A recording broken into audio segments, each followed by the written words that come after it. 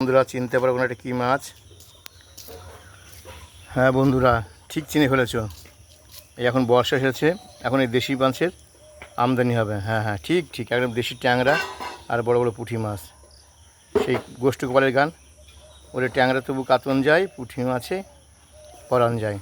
দেখতে পাচ্ছ, সকালে গেছিলাম মাছ বাজারে, গিয়ে ট্যাংরা মাছ নিয়ে এসেছি আর দেশি পুঁটি, একদম সুন্দর।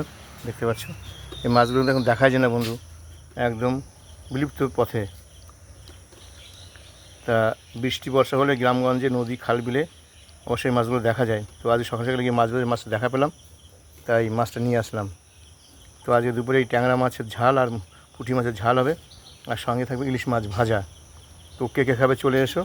ওই দেখো, এই ইলিশ মাছ নিয়ে এসছি। আরও দেখতে পাচ্ছ এই ইলিশ মাছ, ইলিশ মাছ দেখতে পাচ্ছ বন্ধুরা, ছোটো ইলিশ, কাঁচা ইলিশ।